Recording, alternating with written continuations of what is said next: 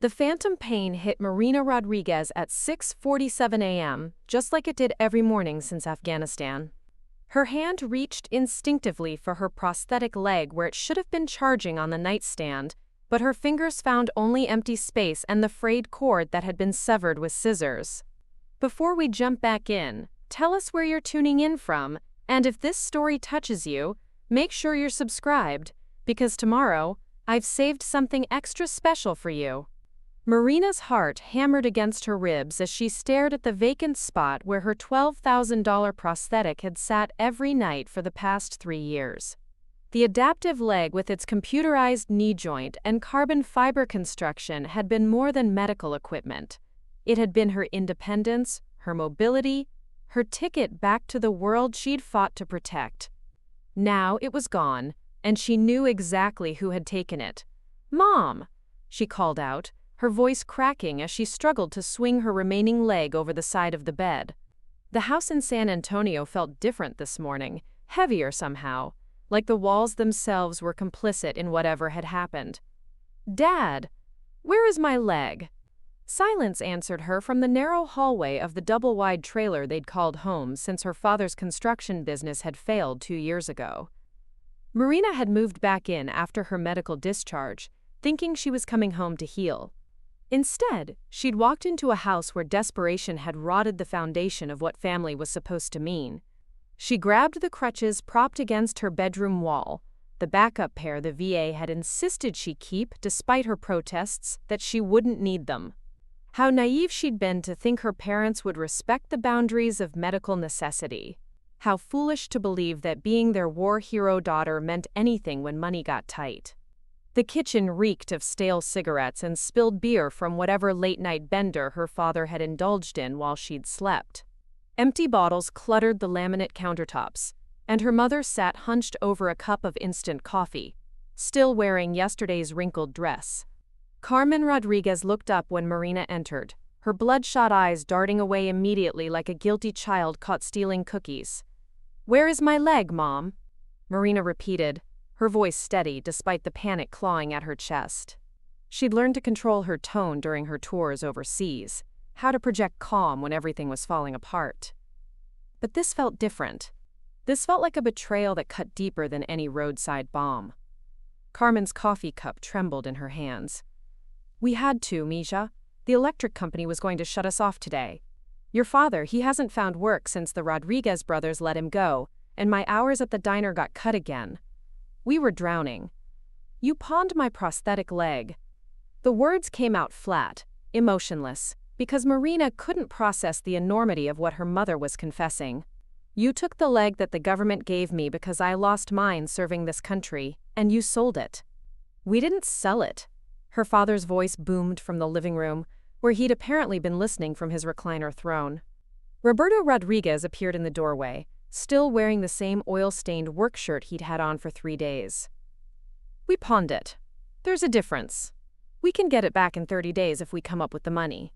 Marina stared at him, this man who'd raised her to believe in honor and sacrifice, who'd driven her to recruitment offices when she'd announced her intention to enlist. The same man who'd wept with pride at her deployment ceremony now stood before her defending the theft of her medical equipment like it was a reasonable business transaction. "How much?" she asked quietly. "400, Carmen whispered. "They said it was worth more, but pawnshops, they don't give full value. You know how it is." Marina knew how it was. She knew her parents had looked at her prosthetic and seen dollar signs instead of the device that allowed their daughter to walk. She knew they'd calculated that $400 for 30 days of electricity was worth more than her dignity, her independence, her basic human mobility.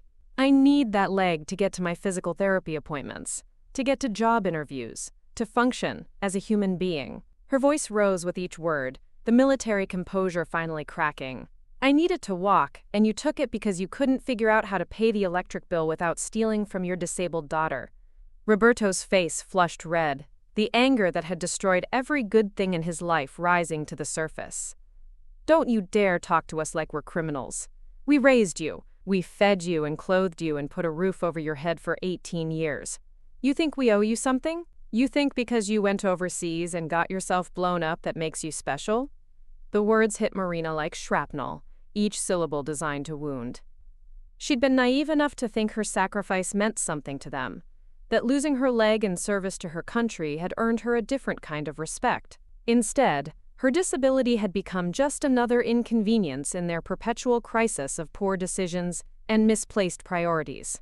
"I think because I'm your daughter, I deserve basic respect," she said, her voice dropping to a dangerous whisper. "I think because I can't walk without that leg, maybe you should have found another solution, like selling the motorcycle in the garage that Dad rides twice a year, or the vintage guitar collection he refuses to touch, or maybe getting actual jobs instead of drinking away whatever money comes in." Carmen stood up abruptly, her chair scraping against the linoleum. "You don't understand what it's like, Marina. You've been gone. You don't know how hard things have gotten. The medical bills from your surgeries, the insurance that barely covers anything, the way this whole neighborhood looks at us now like we're charity cases." "My medical bills?" Marina's laugh was sharp and bitter. "The bills that are covered by the VA? The insurance that pays for everything related to my service-connected disability? Those bills?" The silence that followed was answer enough. Her parents had been lying, creating financial crises that didn't exist to justify increasingly desperate measures. Marina had been sending them half her disability check every month, thinking she was helping with legitimate expenses, never realizing she was funding their addiction to victimhood. She looked around the kitchen, really seeing it for the first time since she'd been home. The new microwave that had appeared last month, the premium cable package that had been upgraded right after her last payment, the expensive cigarettes instead of the generic brand they'd smoked her entire childhood. Her money hadn't been going to necessities. It had been funding their lifestyle while they convinced themselves they were struggling. "How long have you been planning this?" she asked, the pieces clicking together with horrible clarity. "How long have you been looking at my leg and thinking about how much you could get for it?" Neither parent answered, but she could see the truth in their faces. This hadn't been a desperate last-minute decision. This had been calculated, planned, discussed between them in whispered conversations when they thought she was asleep. They'd looked at their daughter's medical equipment the way thieves looked at unlocked cars. Marina turned away from them, her crutches clicking against the floor as she made her way back to her bedroom. Behind her, she could hear her parents starting to argue with each other, their voices rising as they assigned blame for her reaction, as if her anger was the problem instead of their betrayal. She sat on the edge of her bed and stared at the empty nightstand where her prosthetic should have been charging. The device that had given her back her life after the explosion in Kandahar was sitting in some pawnshop display case, marked with a price tag like any other piece of abandoned merchandise. Tomorrow, someone might buy it who had no idea what it meant, what it represented, how many hours of physical therapy and determination it took to master walking with carbon fiber and microprocessors. The worst part wasn't even the theft itself. It was the realization that her parents saw her as a resource to be exploited, rather than a daughter to be protected. She'd come home from war broken in some ways but whole in others, believing that family meant something sacred. Now she understood that to Roberto and Carmen Rodriguez, family meant having someone to blame when their own choices led to consequences they didn't want to face. Marina reached for her phone and scrolled through her contacts until she found the number for the VA Patient Advocate Office. She'd never thought she'd need to report her own parents for disability fraud, but here she was. Because whatever came next, she knew one thing with absolute certainty. She wasn't going to let them steal her dignity along with her mobility. The phone rang twice before a professional voice answered. "VA Medical Center, Patient Advocacy. This is Jennifer. How can I help you today?" Marina took a deep breath, feeling something shift inside her chest. Not broken anymore. Not a victim. Just a veteran who'd learned that sometimes the people you trust most are the ones who hurt you deepest, and sometimes the only way forward is to refuse to be hurt anymore. "Hi, Jennifer," she said, her voice steady and clear.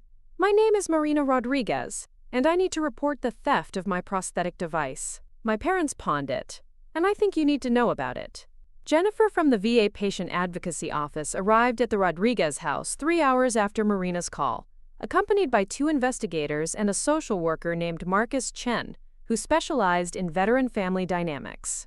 Marina watched from her bedroom window as the official vehicles pulled into the gravel driveway, their government plates stark against the rusted-out cars that had been sitting on blocks for months. The investigation moved with military precision. Jennifer documented everything, while the investigators photographed the house, noting the expensive electronics alongside empty utility notices. Marcus interviewed Marina separately, his gentle questions revealing a pattern of financial abuse that stretched back to her first disability payments. When he asked about the monthly checks she'd been sending, Marina felt the weight of her naivete settling in her stomach like lead. Your parents have been receiving your housing allowance, your disability compensation, and additional funds for caregiver services, Marcus explained, reviewing his tablet with practiced calm. The VA has been paying them to assist with your care, which they've been collecting while simultaneously selling your medical equipment. This constitutes multiple federal violations. Marina had known about the caregiver payments in theory, but she'd assumed her parents were actually providing care worth the money. Instead, they'd been double-dipping, taking her personal contributions while also billing the government for services they'd never rendered. She couldn't remember the last time either parent had helped with her physical therapy exercises or driven her to appointments. She'd been using rideshare services and public transportation, paying her own way while they collected fees for assistance they'd never provided. The pawn shop documentation arrived by fax within hours.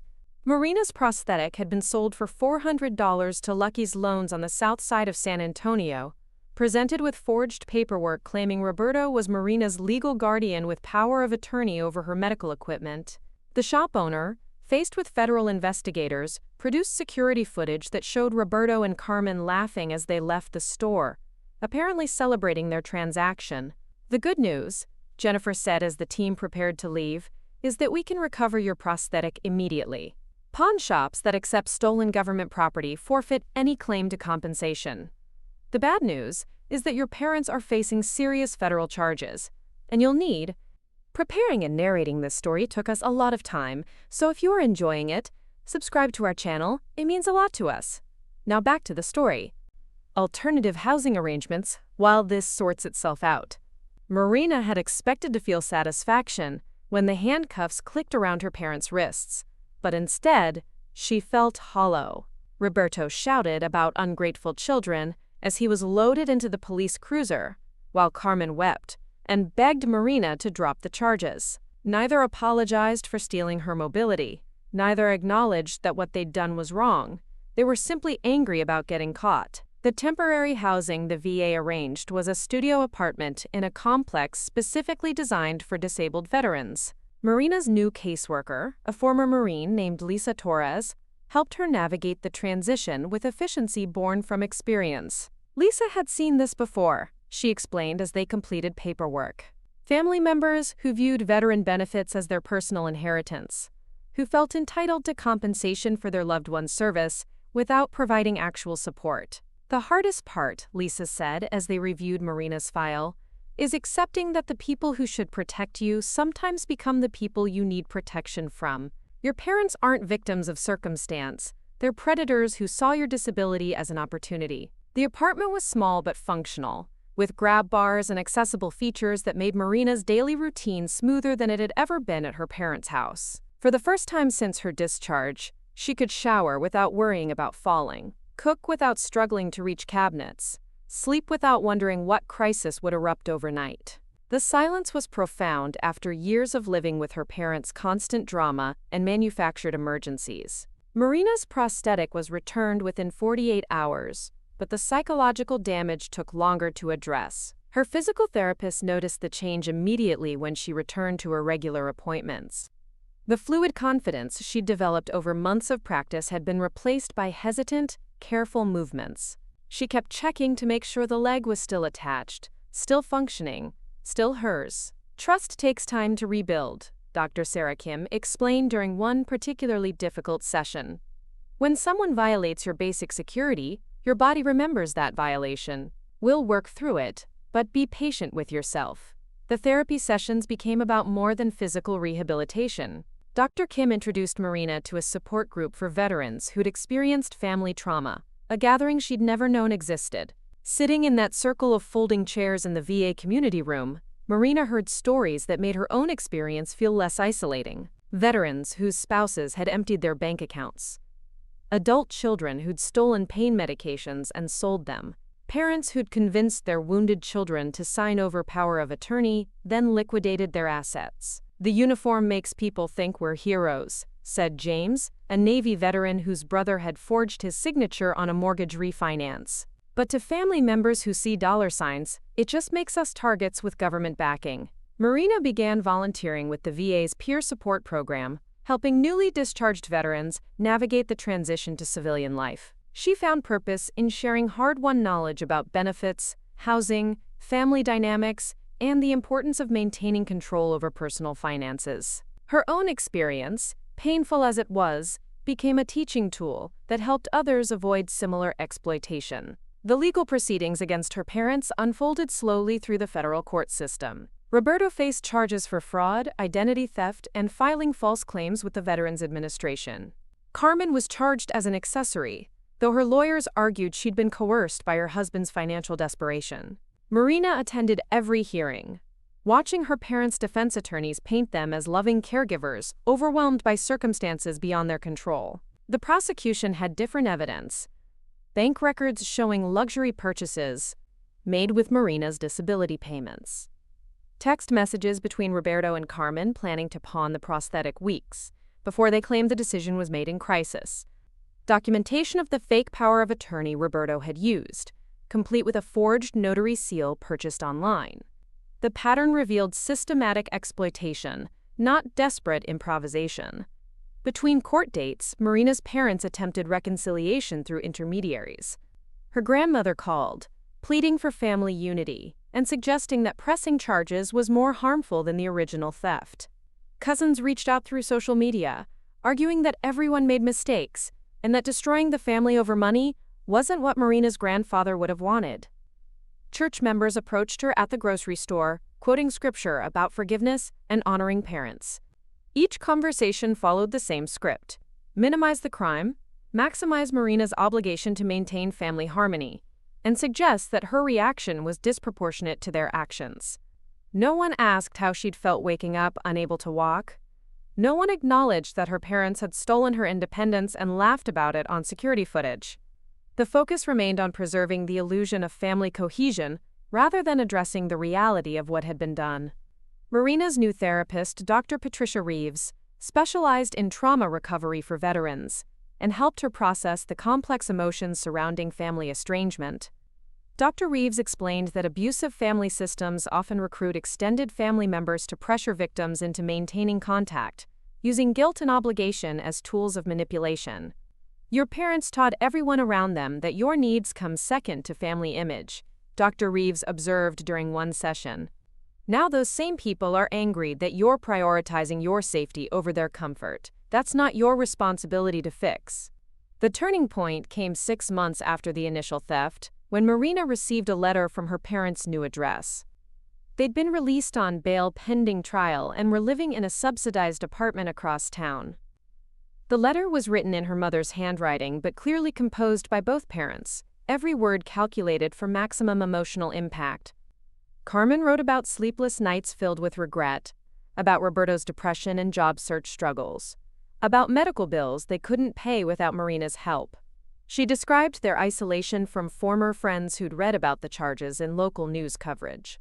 She mentioned Roberto's diabetes and her own anxiety attacks, health problems that had supposedly worsened since Marina had abandoned them.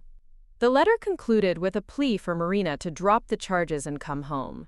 They promised to pay back the money, to attend counseling, to respect her boundaries. They painted a picture of a family ready to heal if only Marina would show mercy and remember the love they'd shared before everything went wrong. Reading the letter, Marina felt the familiar tug of guilt that had controlled her decisions for years. These were her parents, the people who'd raised her, who'd attended her graduation ceremonies and waved goodbye when she deployed. The letter made their crimes sound like mistakes born from love, rather than calculated theft born from entitlement. But then she looked around her accessible apartment, at the prosthetic charging safely on her nightstand, at the independence she'd rebuilt without their interference. She thought about the veterans she'd counseled, who'd returned to abusive family situations, because guilt and obligation had overruled their safety. She remembered the security footage of her parents laughing as they left the pawn shop with money from selling her mobility. Marina walked to her kitchen, turned on the gas burner, and held the letter over the flame until it curled into ash. She watched the words disappear, the promises and manipulations reduced to smoke that dispersed through the exhaust fan. Some bridges were meant to be burned, and some family ties were actually chains that held you underwater until you found the courage to break them. The next morning, she called the prosecutor's office to confirm that she would testify at trial and that her victim impact statement was ready. Her parents had made their choice when they decided her prosthetic was worth more to them as cash than as the medical device that allowed their daughter to walk.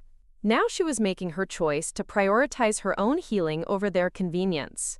The family she was building now consisted of people who understood that love wasn't supposed to hurt, that support wasn't supposed to come with conditions, and that stealing someone's mobility was never an act of desperation. It was an act of cruelty, and cruelty deserved consequences. The federal courthouse in downtown San Antonio buzzed with activity on the morning of Roberto and Carmen Rodriguez's sentencing hearing. Marina arrived early, wearing her dress uniform with the purple heart pinned precisely above her left breast pocket. She'd earned the right to wear it, and today felt like the appropriate occasion to remind everyone in that courtroom exactly who they were dealing with.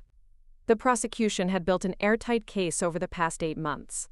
Financial records showed a pattern of exploitation, dating back to Marina's first disability payment.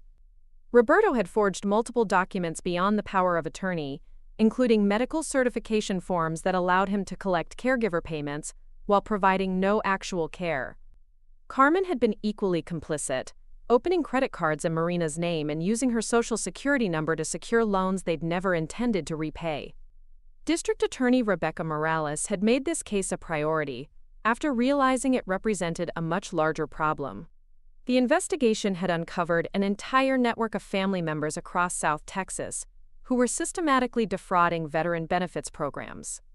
Marina's case had become the cornerstone of a broader federal initiative to protect disabled veterans from financial exploitation by their own relatives.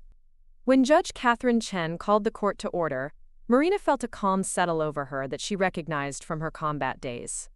This was the moment when preparation met execution, when months of legal maneuvering would finally result in justice. She'd testified during the trial with clinical precision, detailing not just the theft of her prosthetic, but the years of financial manipulation that had preceded it. The defense attorneys had painted Roberto and Carmen as desperate parents, overwhelmed by their daughter's medical needs, but the prosecution had systematically demolished that narrative.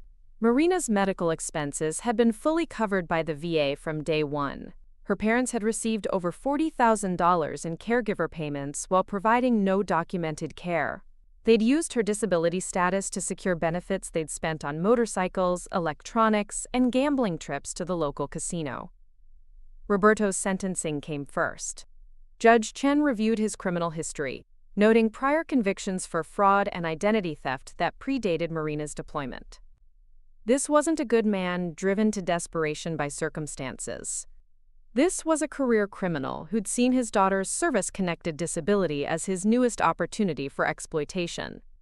"Mr. Rodriguez," Judge Chen said, her voice carrying the weight of federal authority, "you violated not only your daughter's trust, but the trust of every American taxpayer who contributes to veteran benefits programs.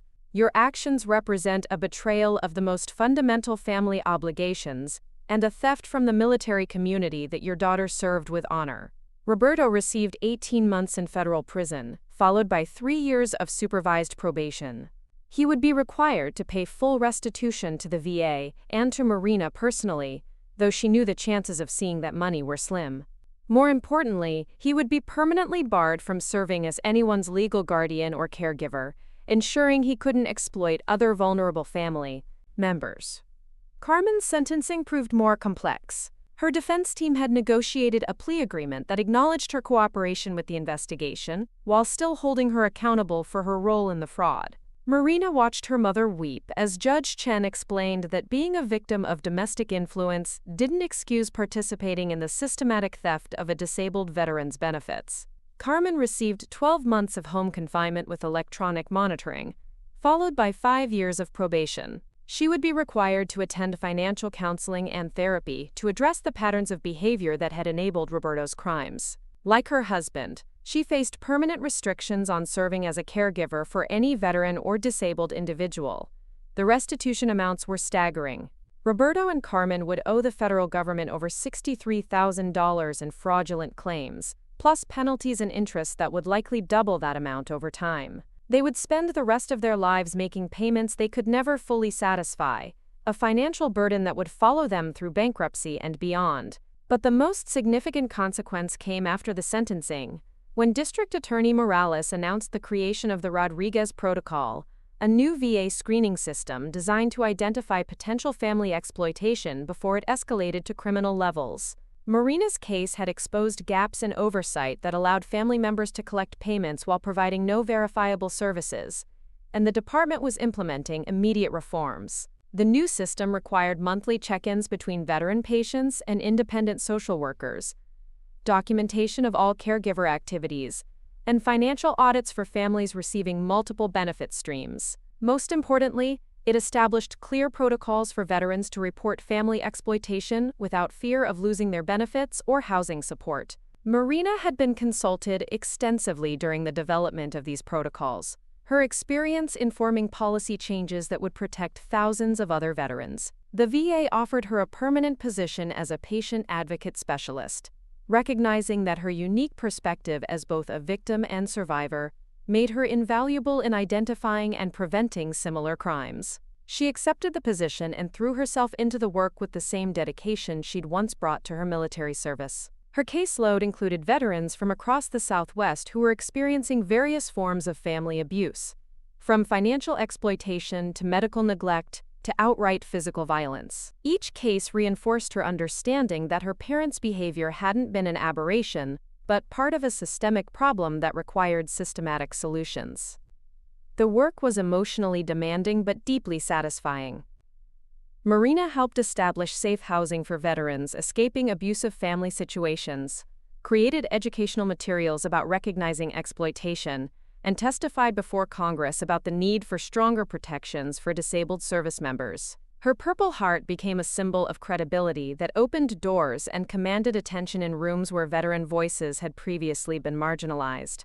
1 year after the sentencing, Marina received a call from her grandmother announcing that Roberto and Carmen wanted to attend her birthday celebration. The family, her grandmother explained, had forgiven the misunderstanding and wanted to move forward with healing and reconciliation. Marina's presence was expected at the restaurant they'd reserved, and her absence would be seen as holding grudges that damaged the entire extended family. Marina listened to her grandmother's rehearsed speech with growing amazement at the audacity. Her parents had been convicted felons for nearly a year. Roberto was still serving his federal sentence, and yet the family narrative had evolved to frame their crimes as a misunderstanding that Marina should graciously overlook. The restaurant reservation was presented as an olive branch rather than an attempt to normalize their behavior and pressure her into resuming financial support. "Abuela," Marina said when her grandmother finished the pitch, "they stole my prosthetic leg and sold it for drug money. That wasn't a misunderstanding. That was a federal crime for which they were convicted by a jury and sentenced by a judge. I'm not attending any birthday celebration with people who think stealing medical equipment from disabled veterans is acceptable behavior." Her grandmother's tone shifted immediately to guilt and manipulation. Marina was breaking her mother's heart, destroying family unity, causing unnecessary pain by refusing to show Christian forgiveness. Carmen was sick with worry, Roberto was deeply remorseful, and Marina's stubbornness was preventing the healing that everyone else wanted to achieve. "The family that everyone wants doesn't exist," Marina replied calmly. "You want me to pretend that people who stole my ability to walk are good people who made mistakes. I want a family that doesn't steal medical equipment from disabled relatives. Since we can't both get what we want, I'm choosing the option where I keep my dignity and my prosthetic leg." She hung up and blocked her grandmother's number, along with the phone numbers of every family member who'd participated in the pressure campaign. The chosen family she'd built through her work, her support groups, and her veteran community understood that safety came before sentiment, that love wasn't supposed to require tolerating abuse, and that forgiveness didn't mean returning to dangerous situations. Marina's birthday that year was celebrated with colleagues from the VA, fellow veterans from her support group, and Dr. Reeves, who'd become both therapist and friend. They gathered at Marina's apartment, which she'd decorated with commendations from the veterans she'd helped, photos from her advocacy work, and a framed copy of the Rodriguez Protocol that now protected vulnerable veterans nationwide. The conversation turned to recent cases Marina had worked, success stories of veterans who'd escaped exploitative situations and rebuilt their lives with proper support. Each rescue felt personal, a validation that her own suffering had been transformed into purpose. The birthday cake was store-bought, and the decorations were simple, but the gathering represented something her birth family had never provided: unconditional support without expectations of servitude.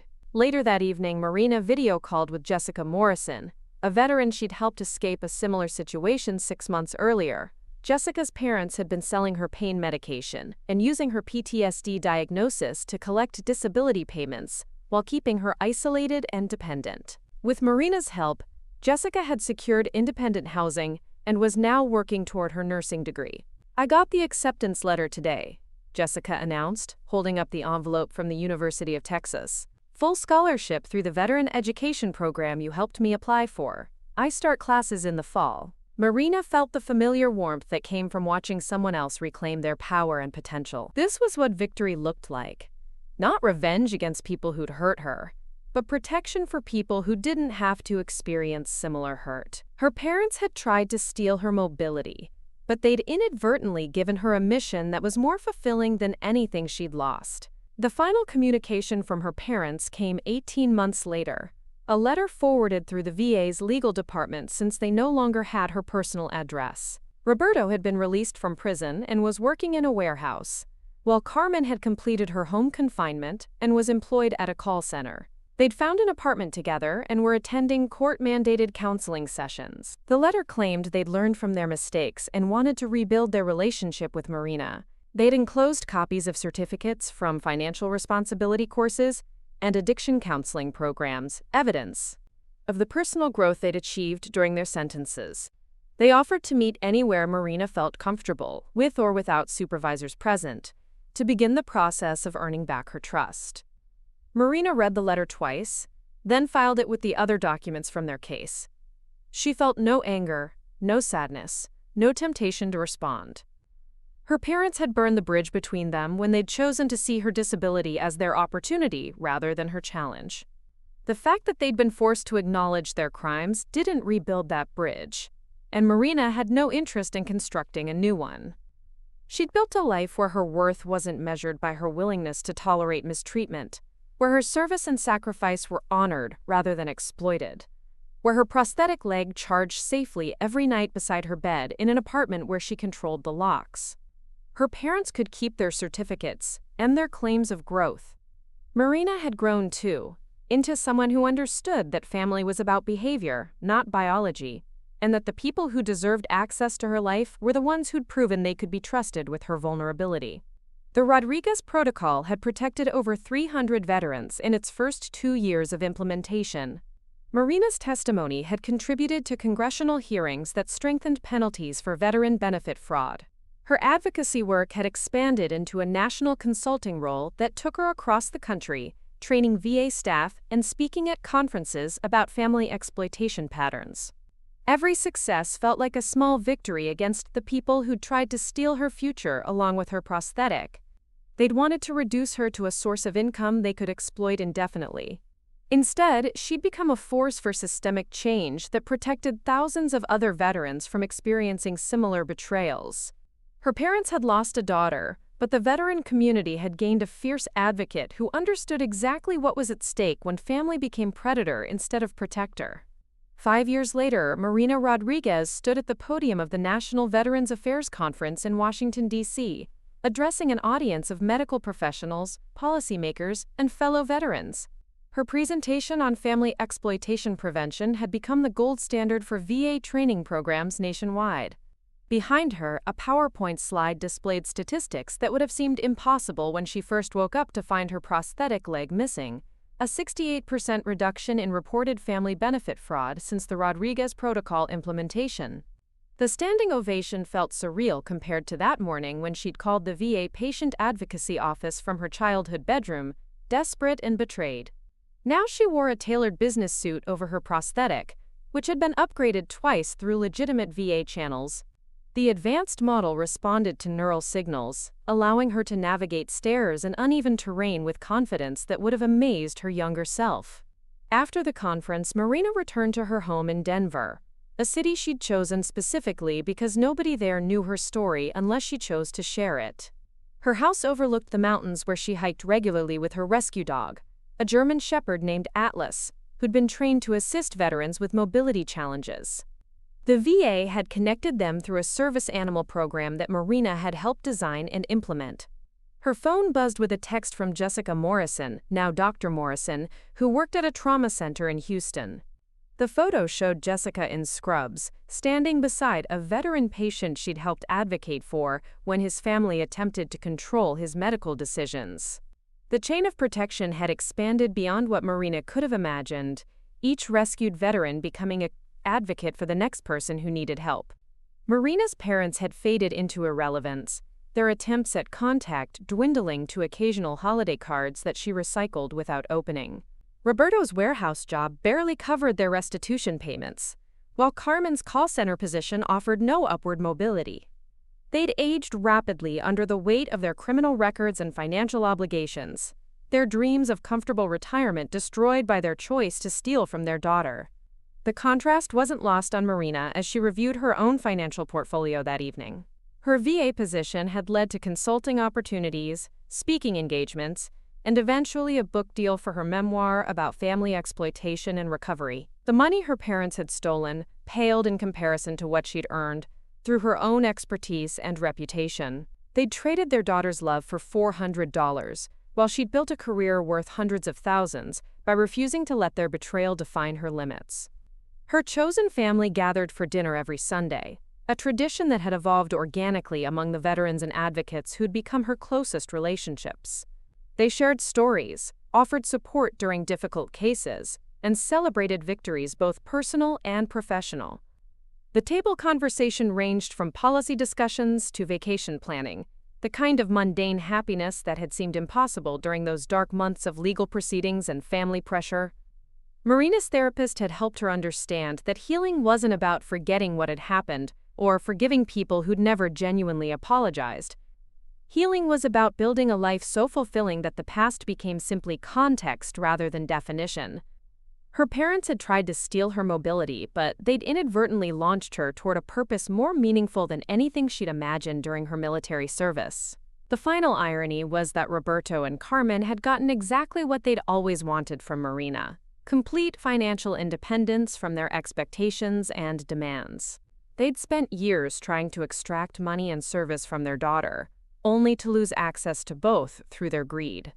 Marina now lived entirely free from their influence, their opinions, their manufactured crises, and their attempts at emotional manipulation. Standing on her deck that evening, watching the sunset paint the mountains in shades of gold and purple, Marina felt the deep satisfaction that came from a life rebuilt on her own terms. Her prosthetic had been stolen by people who saw her disability as weakness to exploit. She'd transformed that theft into strength that protected thousands of other veterans from similar betrayals. Sometimes the best revenge was simply living well, and Marina Rodriguez had become an expert at living very well indeed. Up next, you've got 2 more standout stories right on your screen. If this one hit the mark, you won't want to pass these up. Just click and check them out.